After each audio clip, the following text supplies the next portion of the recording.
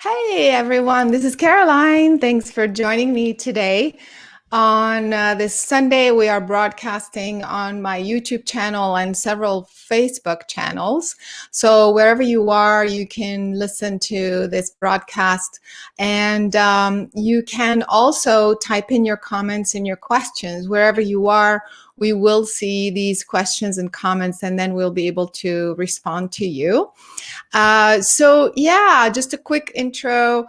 We're all still dealing with this madness, this craziness. I've been on the road the last couple of weeks. That's why I didn't do a YouTube live before today. And yeah, the world is freaking out. There's going to be more kinds of stuff coming up for everybody, no matter where you are globally. We already knew that was coming, and we are actually kind of expecting more and more stuff to happen and to come. However, having said that, I keep insisting that the only thing that we have is really our own mind, our own consciousness to create our own reality. And yes, it's true that the outside world will impose some limitations on us. That's true.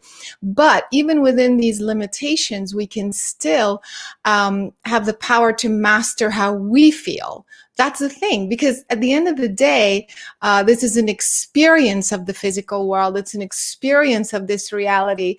So we can choose to experience feeling horrible, feeling like victims, or choose to say, okay, there's all these limitations, all this weirdness going on. I'm not interested in kind of being sucked into others' reality. I can be an observer and then choose to raise my vibration, stay connected to my source, and do the best I can to create a reality that works for me. So I really, really, really think and believe that that we can, no matter what is happening in the real world, that we have the power to do so. And so, of course, for those who are just joining, welcome. But also, it's all about the movie.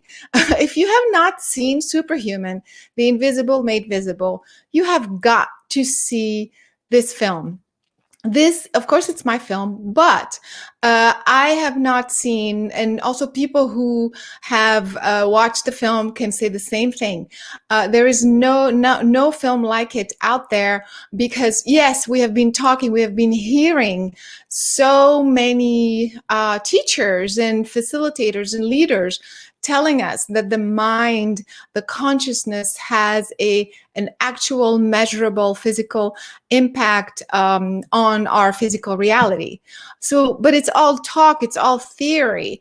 And of course, there have been some demonstrations here and there, different scientists, different folks, demonstrating how this could be possible. But I packaged the whole thing together in this one film with actual measurable, real-time, on-camera experiments, scientifically based experiments, and showing that when we say my mind can shift the consciousness of water, change the pH of water. Of course, we've seen that with Emoto and other people. When we say that the mind has the ability to shift my DNA, when I say my mind has the ability to move a physical object, or to see with the blindfolds on, it's not talk anymore. It's in the film, and I feel that this is revolutionary because of that. And so, for those of you who have been in this field, you can use this film to support your work, to support your belief system, to say, hey, this is not theory anymore. This is real. And it's backed by top level scientists from the most credible institutions around the world. So this is the real deal. And if you have seen it, already and you loved it, please leave a review on Amazon, especially to encourage other people to look into it, to check it out. And so I really would like you to please try to spread the word. I feel like this is part of our collective effort to empower humanity, to empower people, to just remember that, you know, we are not victims of this reality. We never were. We were conditioned and programmed to believe that we are victims, and that is simply not the case. So this is a very timely movie, and it will help you empower yourself to just use these tools to train yourself to strengthen your mind and your consciousness. So as I was looking at different ways to demonstrate visually, physically, how consciousness has an effect on the physical world, I started to look for different folks, not just scientists, but different inventors, different different people who, first of all, understood the topic, but also who were able to who were able to demonstrate on film this ability that our mind can actually shift the physical reality. And I came across an amazing person. His name is Colin Harrington. He's an audiovisual engineer, inventor, and I think he's even a computer programmer, because he actually comes up with software. I'm going to let him tell us about all this. But I loved our conversations. We talked forever before we got together and decided what we should be showing in the film, how his work, what kind of impact his work has as well on this field, the ability to show how consciousness has an effect on the physical world. So I'm going to bring him on right now. Here we go. Hello. Hi. My dear Colin, how are you? I'm doing fantastic. It's great to be here with you. Yeah, so good to see you. We haven't talked since the movie, actually. We did talk a little bit. How have you been? How are you? I'm doing great. You know, all things considered. Had a new baby recently, a couple of months ago. So that's amazing. Congratulations. Yeah, thank you very much. Wait, when I met you, you had a little baby. So is this the second one? Yes, the second oh kid. My God. A new little boy and a 2-year-old little girl. Wow, congratulations. Fantastic. So you heard my introduction, and you know, for me, what's really important is the ability to demonstrate, you know, the effect of consciousness on the physical world. So if you can tell us a little bit about your background, how you got into you know, the technologies that you demonstrated in the film, and you know, a little bit about that, and how your work is actually great tools to demonstrate how we are interacting, our consciousness is interacting and having an impact on the physical world. Absolutely. So it's a very long story on how I got focused on this field of work, but everything from being a very lucid dreamer since I was a small child through, you know, it was almost a curse at a certain point where I wasn't getting sleep, restorative sleep, because my dreams, I have a weird sleeping disorder called a non-circadian, or a circadian free running disorder. Okay. So it's a very interesting way that my brain handles sleep, and the way that my brain handles dreaming. So I was, you know, fascinated with music early on as well. So I kind of sort of pursued this route where I wanted to show people my dreams. I wanted people to be able to listen to my dreams, because it's hard to communicate certain aspects of consciousness when you can't just show somebody something. So exactly. Yeah, so that was a driving force on how I could take what's the internal and make it external, so I could share that with people, so I could have some way to show them in a concrete way, this is what's happening inside my mind. And I did that through music and technology. So I started going to school for audio engineering, and then did grad school for music technology, and that was my main focus throughout all of grad school, was EEG headsets and biofeedback and cymatics, and basically as a hobby, exploring synesthesia.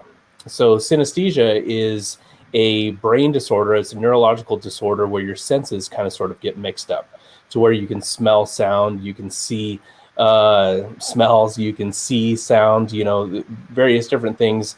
Even with taste, there are some people who certain letters and certain sounds will put certain tastes in their mouth. So I wanted to explore this for the layperson, where I could create visuals based on sound and sound based on visuals and things like that.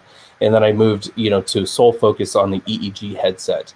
There are several consumer and DIY kits for EEG headsets. So I was able to very quickly explore that. As soon as the first consumer level one came out in a Kickstarter, I was like, this is it. Now I can hit the ground running, because it wasn't just theoretical. It wasn't just on paper anymore. I could actually use the headset. I could put it on other people and they could see a one-to-one. My thoughts are being externalized in real time. And it's been incredibly fascinating ever since. Yeah, so it's very fascinating. I want to go back real quick because we do have that. That's what we did in the film. So we're going to do that. But I wanted to go back real quick about synesthesia.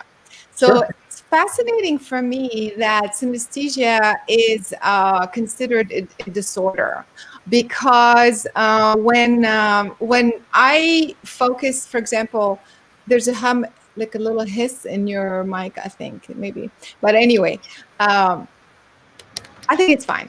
So when I focus and when I have an experience, I'm talking, when I'm tapping into the universe or when I'm doing energy medicine, healing, or I'm doing remote viewing, anything obviously beyond, the human brain spectrum.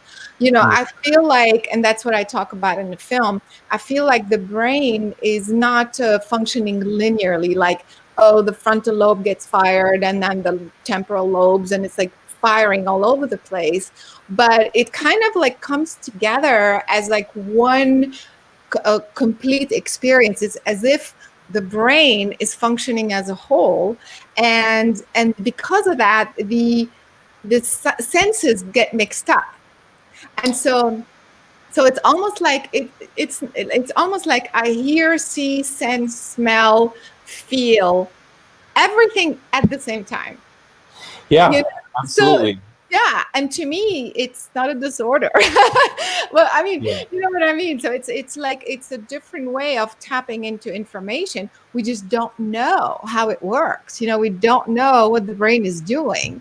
And so, but it's fascinating. So I would come in contact with a being or with a planet or whatever, something, and like I can hear, smell, sense, at the same time. Do you think it's a different form of synesthesia? What do you think's going on? And I think that there's many, many different levels of it, and it's at certain severe examples can be a hindrance for some people. But if you are blessed to have a light amount of it to where you can kind of sort of experience, like you were talking about, a certain object in a variety of different senses, is kind of a blessing.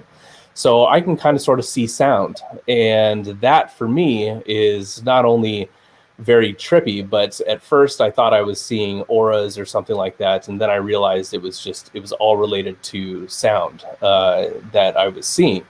It's a weird thing. Sometimes people can taste sound, but that could be a negative for certain frequencies.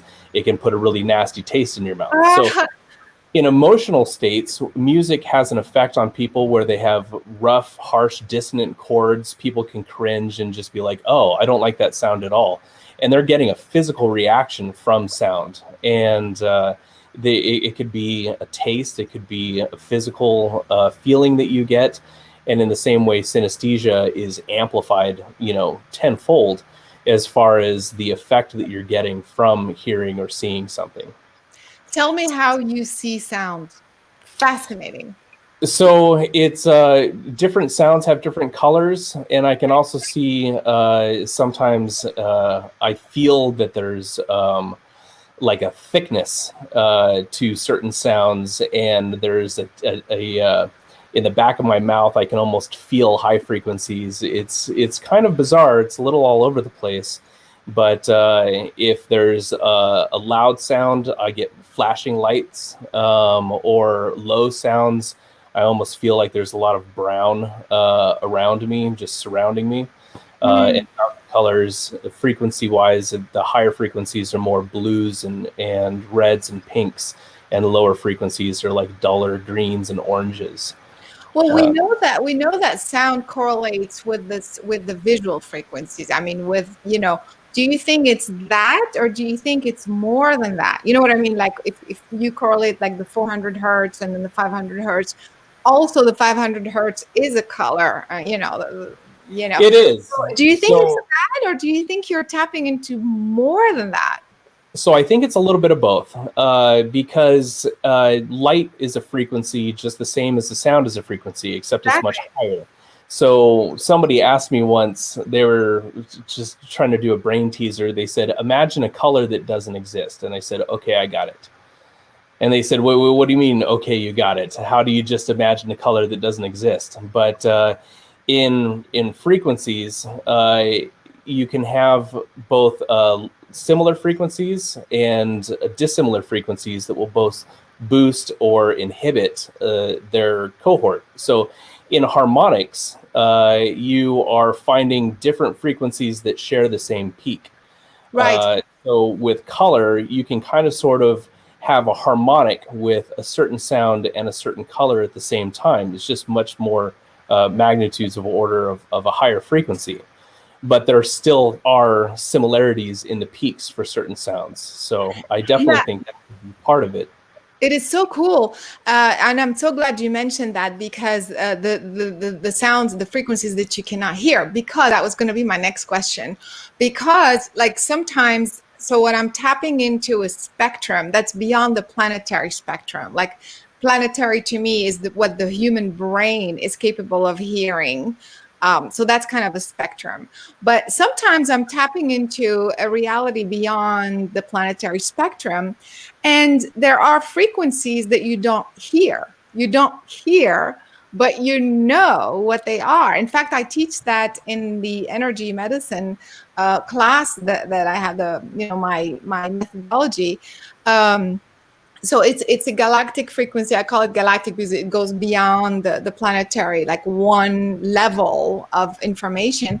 And if you recognize it, and if you kind of say what it is, So what do you think about these beyond the earth, like beyond the human spectrum, frequencies of colors and sounds, that even though we don't hear them, are we still tapping into? I mean, I know I am, but from your perspective, how are we still tapping into them, and can they be used somehow to help us in some way? What do you think about that? Well, I think that we all emanate a variety of frequencies all the time through consciousness and things that you can measure through biofeedback, through meditation. You can control your frequencies, essentially.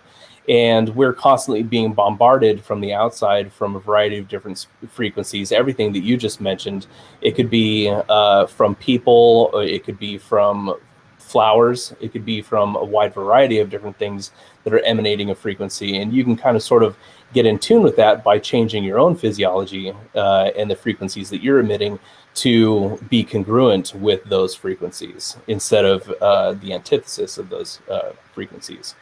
But have you, I guess the question is also, have you been able to identify a certain the frequencies that we don't hear and yet exist? No, I'm not talking about the electromagnetic field, radio waves, like the stuff that's here that we can know it's here. I'm talking about like in the universe, like those gamma rays. Personal experience, yes. Yeah. Tell me.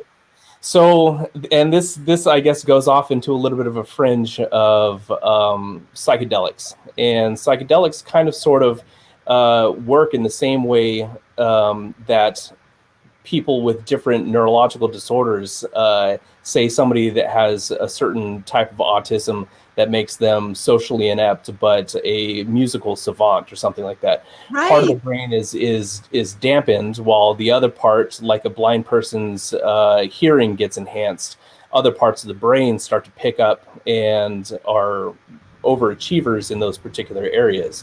So in the psychedelic world, certain parts of your brain are being inhibited while other parts of your neural synapses are on fire, essentially. They're just exploding. So in personal experiences, you can actually, we were talking about auras a moment ago, but you can kind of sort of see these energy fields, and you can feel, like you said, almost in kind of like an astral projection kind of state of being. You can sense in a variety of different senses the feeling, the taste, the touch, these frequencies that are otherwise unseen and rarely talked about, but you can actually interact with those.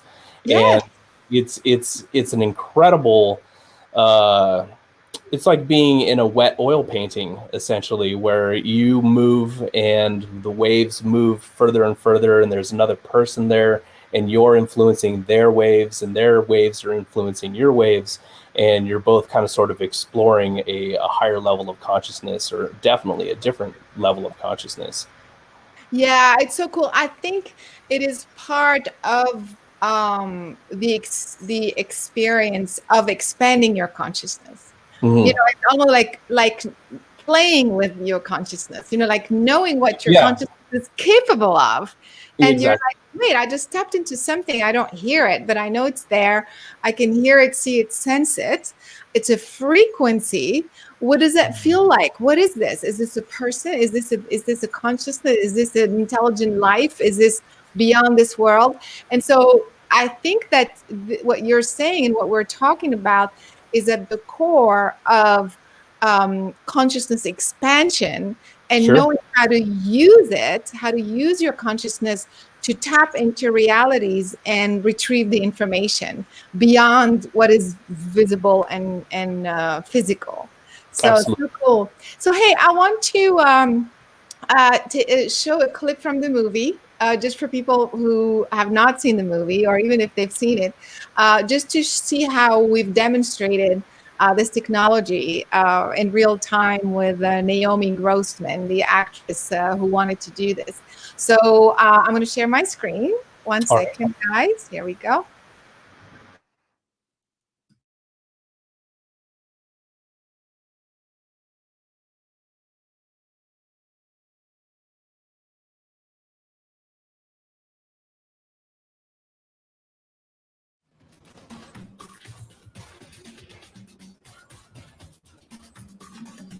And go ahead and try to calm down and reach a state of peace.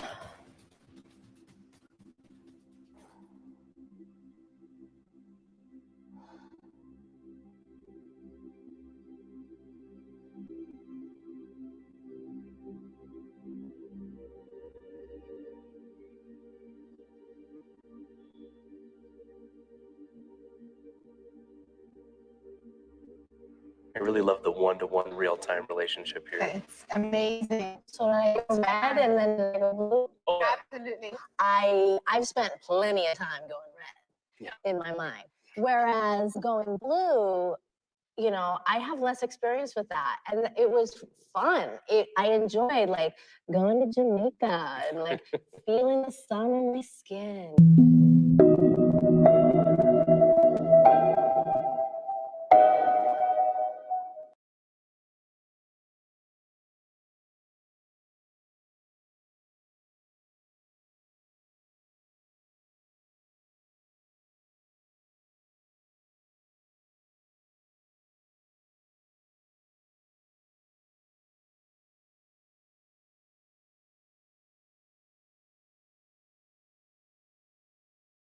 being in the world of acting, being able to turn it on like that is really impressive, because I've run this various iterations of this software on hundreds of people, but I've never seen someone be able to turn it on and turn it off. You know, by going to there, wherever there is. So I mean, it's like when you play make believe, you know, and so you're a perfect test playing subject. house, and I'm the mom, and you're the dad, and you go there. It reminds me of that expression, when it rains, it pours. It's no wonder that, like, when things are going well, they go really, really well, or vice versa. Like, those times when you know, I booked 2 national commercials and got a boyfriend all in 1 week. It's like, well, yeah, I'm putting something out there. I'm fixating on the positive. It was so interesting, you know. I mean, we have so much power. We have the power to affect change in our lives. So why not choose the positive, since we have a choice? Yeah. Did this help you kind of see how your mind can go either way in a split second? Yes. And how your brain is registering? Like, when in doubt, if you get the choice, which, because we have the choice, go to Jamaica.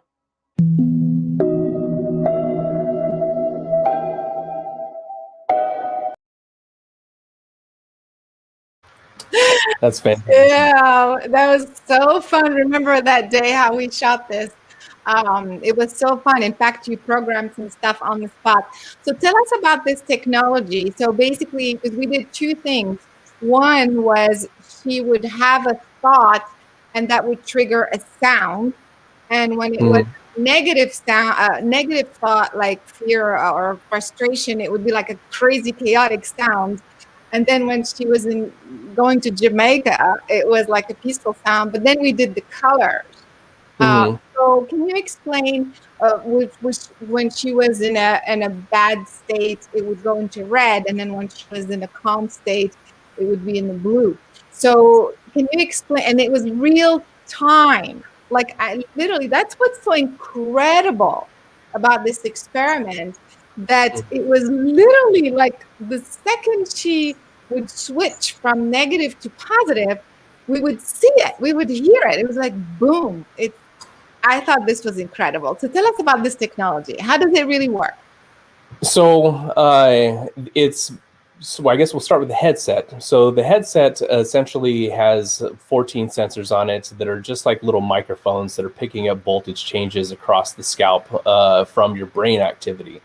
And there's certain areas in the brain that are responsible for certain, you know, states of being, certain, you know, motor functions and this and that. So you can kind of sort of translate that information that is being received from the brain and then run it into the computer, and then have a variety of emotional states where it's you know, meditative or anxiety or engagement or boredom, you know, excitement. These things can all sorts be interpreted from the headset. And then with that, also conscious thought. If you want to push an object with your mind, you can do that, and it'll happen in real time if you train the headset to your particular thought patterns. So once I trained the headset to her thought patterns, she was a fantastic subject because she's an actress, and she's able to kind of sort of probably cry on command, and she probably recalls certain emotional states, and she can do that very well. So she was a great test subject. But can I stop you for a second?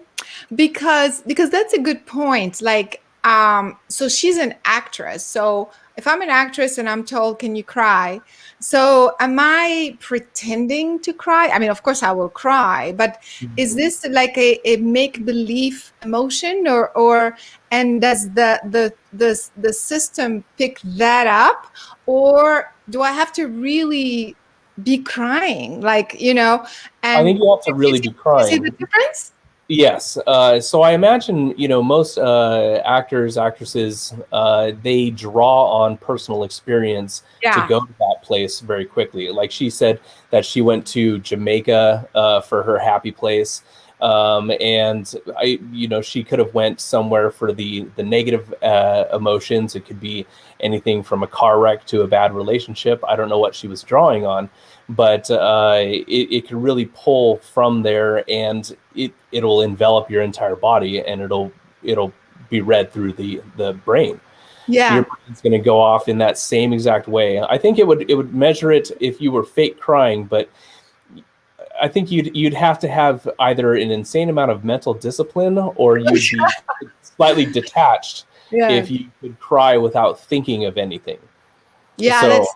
Mm-hmm. yeah. So I'd probably be concerned if somebody could turn it on and off like that without feeling any emotion whatsoever. Yeah. But I just want to point that out. Yeah. Go ahead. yeah, once I get the emotional states and the conscious thought that is streaming into the computer system, I have an elaborate program that I designed that interprets those functions into colors, shapes, sizes. It's all in real time, so it's kind of sort of a frequency analysis that's happening, where if you've ever seen a music visualizer, it's built into, you know, any media player that you've ever used before, but it'll just kind of sort of visualize the music. That's kind of sort of what was going on with the colors in the background, but it was going straight from her brain and not reading it off of music. So the different emotional states are tagged with different functions in the visual side of that, where it would be various different colors, you know, that I've kind of sort of modeled with you know, the synesthesia in mind, where with emotions as well, when you're feeling negative emotions, generally people think somber, minor chords, blue, you're feeling blue, you know, wherever that saying originally came from is from a collective understanding that those are kind of sort of a darker, more somber colors and sounds. So I tied all those together in the computer to where it will generate that stuff in real time. And that's what's so incredibly fascinating, is the real time. Because it proves, it shows you that when we say think positive or raise your vibration, you know, it actually works. That's, yes, to me, that, you know, it works. Like, I mean, it's not a concept out there like just think positive and hopefully like you'll feel good. That's why I think your experiment was so helpful, because of the real time thing. Because when she did switch, it was an ex-boyfriend. She did switch from the ex-boyfriend that was triggering crazy stuff in the red color to Jamaica. I mean, it was in that instant that her vibration triggered a completely different frequency. Sure, So and the musical aspect as well. Yeah, exactly. So that's why, like, people who are listening, do you realize the implication of this demonstration? It's literally in this split second, you are emitting and absorbing a frequency when you're in an anger, and you are literally flipping the switch instantly. It's incredible. Yeah, it's interesting for therapeutic applications as well. I don't know exactly how it would be tied in. I'm developing a different headset that's really easy to slide on. It's just like a beanie that you would put on and wear. But if you've ever asked somebody, if you're wearing your emotions on your sleeve through technology like this, to where, you know, it's like a mood ring, but it's not just a mood ring. It's your actual mood is being displayed. And you ask somebody, so how are you feeling today? And they're like, oh, I'm fine. And then you could literally see, no, you're not. I can see that you're not fine through this technology, because your whole vibration, your frequencies that are happening in your brain totally disagree with what your mouth is saying. You know, you can speak things, you know, into existence, you know, but there's, you know, often underlying things that need to be addressed in order to clear the path for that positive frequency. Yeah, because I was going to ask you, I'm going to see if there are any questions for you, Colin, but I wanted to ask you, like, is that technology, that software available? Like, how can people do that for themselves? Because, like, I use the what is that one? Mind monitor thing, but there's different software that work with that, and it's only 5 channels. But I mean, I don't do it to switch my thing. I'm doing it for to monitor, like when I do the different meditations, to see, you know, I see the way I'll see like the gamma waves like go, you know, and how all the waves become perfectly coherent. So it's fascinating to see. But in terms of people really having validation, how to switch from, from negative to positive thinking. Is there something that they can purchase, or what do you recommend? Like, Well, as of right now, there's nothing to purchase. Most of my software is in a tinkering prototype because I keep going in different directions with it. There are some people that want to focus solely on the entertainment aspect of it, where you can, say, fly a drone with your mind. There are other aspects of it. What I'm focusing on mainly is dream interpretation. So I want people to be able to wear this beanie while they're sleeping, and it detects when you're in a REM state, and then it starts recording, and then it starts interpreting your brain waves and your thoughts, your emotions into those measurable, interpretable frequencies that I use for the audiovisual composition software. So I want people to be able to literally hear and see a representation of my dreams. And if I were to play it out loud for people that are struggling with lucid dreaming or dream recall, lots of people just don't even remember their dreams. You'd be able to listen to the music while you're sleeping that your brain is generating in real time. oh my God. And the day after, you can listen to your dreams, and it will jog your memory of like, oh, actually, this makes me remember that I was flying in this part of my dream, or I was having a very sour moment with a former spouse or something like that. And that'll kind of sort of jog your memory. So I've been focusing mainly on the dream aspect of that. Right now, for people that want guided meditation to externalize things, you can get a galvanic skin response, which is very effective on stress or meditation levels, which is just measure your sweat glands, essentially, which you sweat and stop sweating amazingly fast through some of your, like your fingertips or something like that. You can actually, it's part of, a lot of the biofeedback has been used in polygraph tests for lie detecting in the past. And it's not 100% reliable, which is why they don't use it in courts, but it's measuring all of these different biomarkers that is indicating your mood level, your stress level, your inner thought patterns. So somebody could start with just that, or a heart rate monitor would be fantastic for meditation. If you're listening to binaural beats and you have a heart monitor on, and then you're slowly lowering your heart rate, because once you externalize it, it's 10 times easier to affect it. If I said lower your heart rate, you could try to go into a meditation. But if I said listen to your heartbeat, lower that sound that you're hearing, make it slower, it's easier. So people can start off doing that if they want guided meditation in that manner. Well, I mean, I've heard about these things. People are aware of these things, but I've never heard of the dream thing. And in fact, that's when I first met you, that's what attracted me to you in the first place, because I don't know of anybody who is working with dreams in that way, where you actually have not just sounds, but also like images of your dreams. Yeah. So, right? Because in fact, you have this demonstration, I think, on your website where you're in that sort of a tent thing, and, and you have visuals of what you're dreaming. I mean, that's crazy. Sure. I love that. So you guys, where can people watch that? I want people to watch that. Where is it on what website? On my website, it's syn-interactive.com, syn-interactive.com. Okay. syn-syn-interactive.com. Go to which video? That the one where you basically are seeing your dream.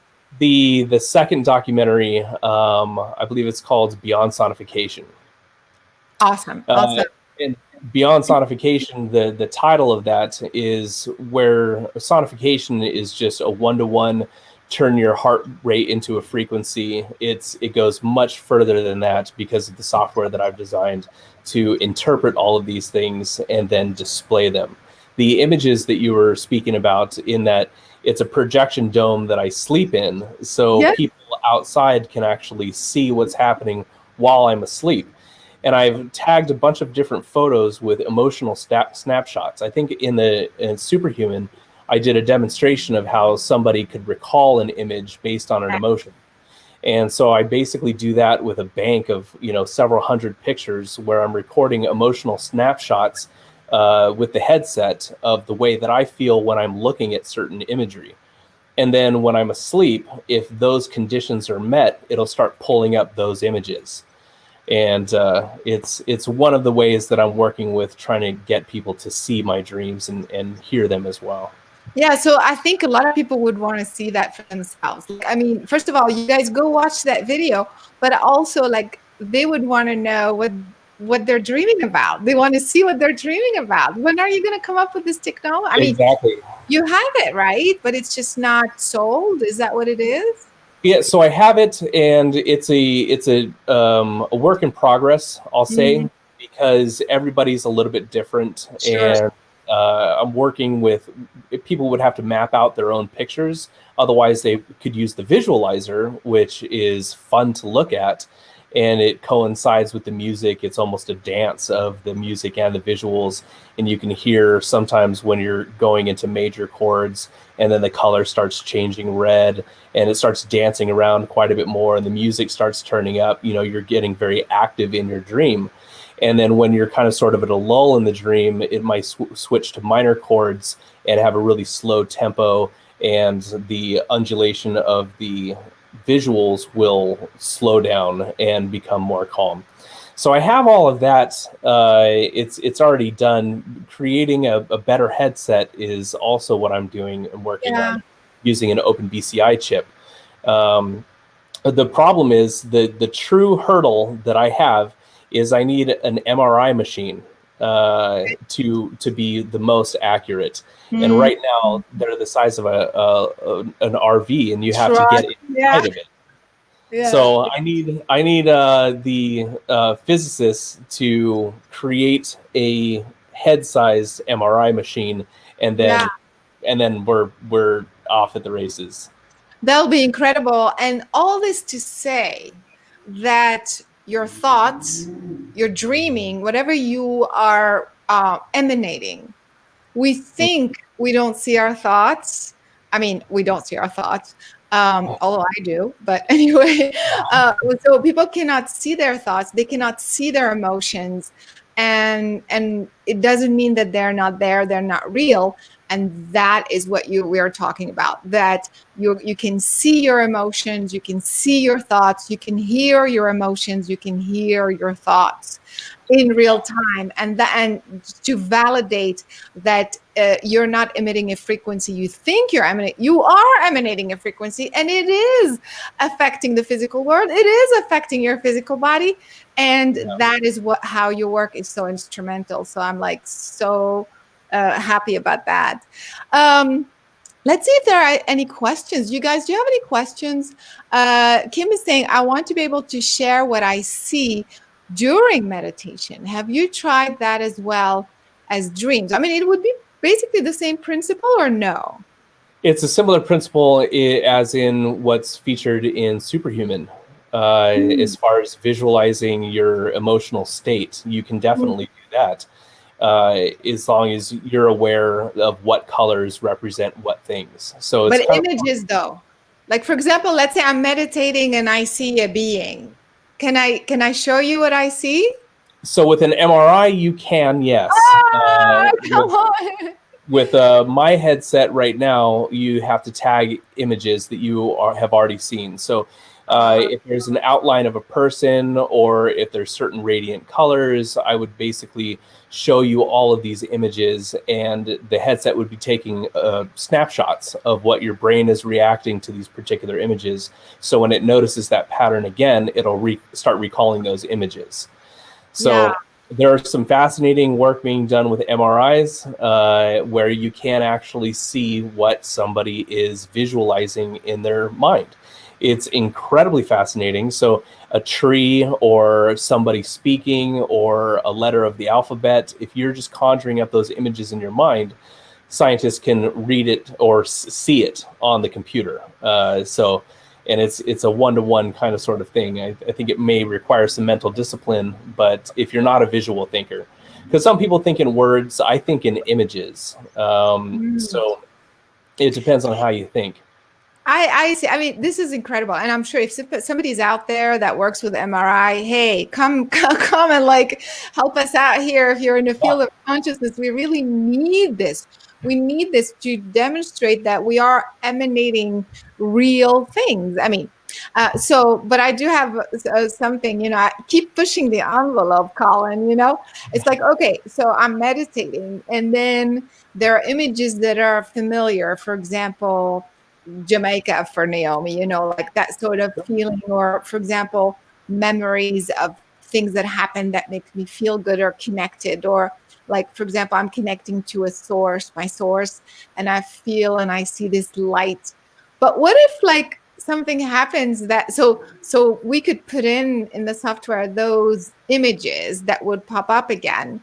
But what if I see a being that I've never seen before? Like he just shows up, you know, it's like, what happens then? How can we enter that in the software?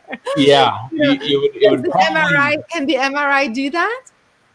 The MRI could do that, yes. Holy shit.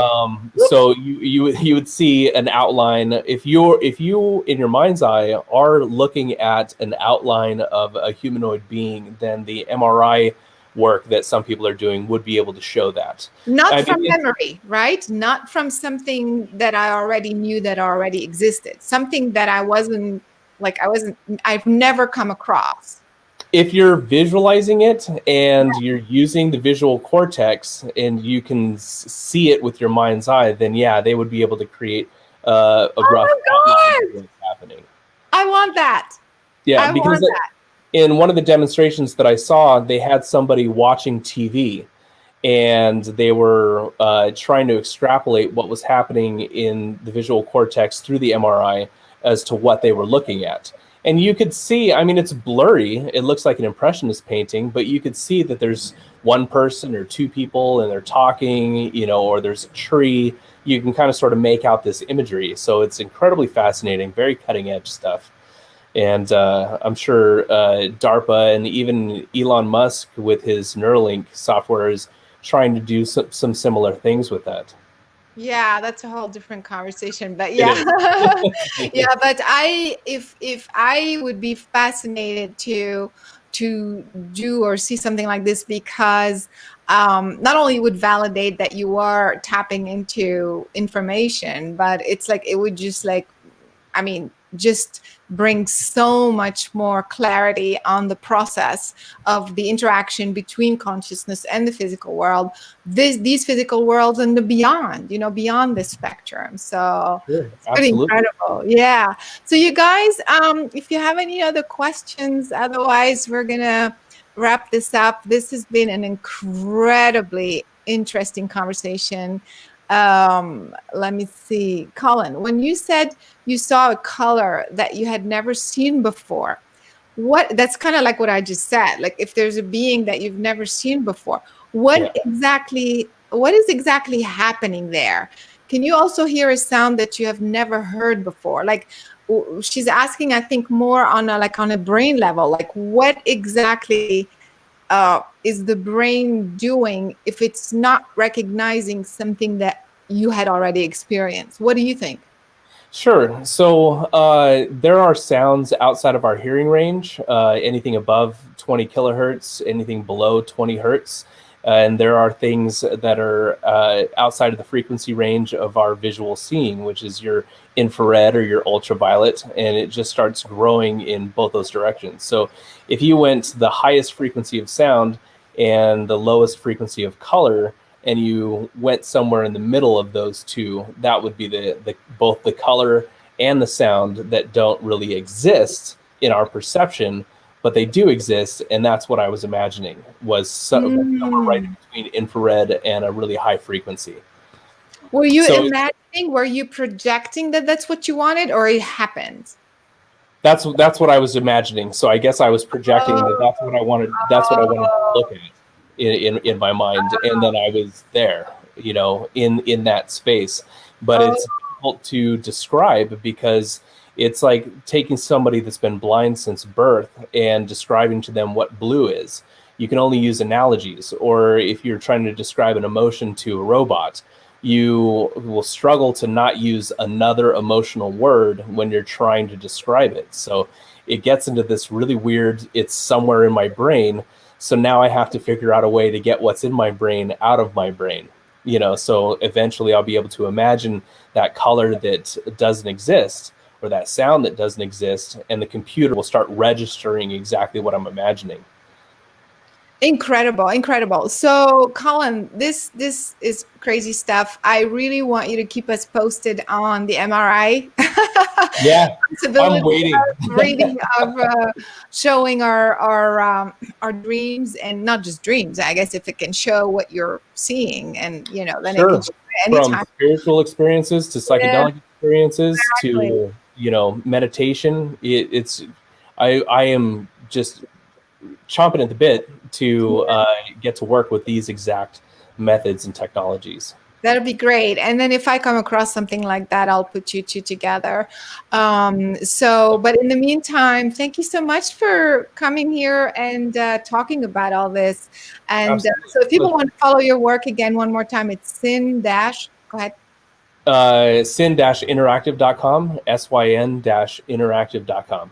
Awesome. All right, my dear friend, thank you so much. And and congrats again with the baby. Say hi to your wife for me. Will do. I'll talk to you very soon, okay? Okay. Thank you very much. Okay. Have a good day. Okay. All right, you guys, there you have it. If this wasn't interesting enough, it's pretty incredible. Watch it in the movie one more time. Superhumanfilm.com, superhumanfilm.com. There's all kinds of experiments like this and beyond, real time. It's really very, very unique. Demonstration of our ability to not only demonstrate that our thoughts and emotions exist, but that they affect and alter the physical world, therefore our physical body as well. So we can use it for healing. We can use it for creating our reality. And we want to shift circumstances. You don't realize that all these things that you learn in the movie, and also workshops, by the way. Go to superhumanfilm.com and go to workshops, and you will see basically a class called Superhuman Online Bundle. And this one has telekinesis, remote viewing, and spoon bending and things like that, and specific meditation techniques that can help you work on all these skills, basically of mind over matter. So you can download this course. It's super easy, and you can start practicing. And of course, remote viewing has many applications. If you can remote view anything, then you can remote view, for example, before you go on a trip, is this safe, or is this going to happen, or whatever. Of course, we're not talking about psychic seeing the future. We're talking about remote viewing. A location has many important, very important and practical applications and implications. Even with telekinesis, okay, we're not going to go around bend spoons and move objects. Like, what's the point of that? But you learn how your consciousness did it, what you had to do to focus enough to make that thing move. So you're training your brain. You're training your brain to respond to your command. That's what you're doing. And that's why this training is so important. So superhumanfilm.com workshops. We're also teaching the blindfolds. It's incredible. We are teaching kids to see with the blindfolds on online. After the second session, they can read, they can do puzzle. In fact, this new series, we have one kid who, from the first time, he could see the colors. And I'm teaching the adults course. Same thing, just go to adults, blindfolds for adults. And it's only the third class. People are seeing colors, they're seeing they're seeing shapes, they're seeing shadows through the mask. It's only the third class. And this stuff works. I mean, and it's all about strengthening the power of your mind to do things that you wanted to do. That is how you take charge of your reality, because you, first of all, also all the positive side effects. You feel more empowered. You feel more confident. You feel more like you can do something about what's going on. So you watch the news, you see the craziness, you see the madness, you feel awful. But then you can quickly, as you train yourself, you can quickly shift back to that space. The more you learn how to do this, you begin to, you are so good at it, you master it, you can shift in split seconds. And so that is the idea. So the tools are out there. There's no reason, so please, go to the website, superhumanfilm.com, check it out. Have fun with this. Share it with your friends. And don't forget, subscribe. The channel is free. The Facebook pages are all free. So stick around. We'll keep sharing things with you free of charge, spreading the knowledge, the information, and also a lot of free stuff on my YouTube channel. Tons of free guided meditations. And on Wednesdays, I usually do a live clearing session also right here on my YouTube channel. And so you could just tune in and get that clearing happening on Wednesdays as well. Okay. Thank you so much. I hope you had fun. If we didn't answer your questions, just leave it there. We'll try to come back to them and answer them because they will stay in the comments wherever you are tuning in from. Okay. Thanks so much. And I hope to see you next time. Take care.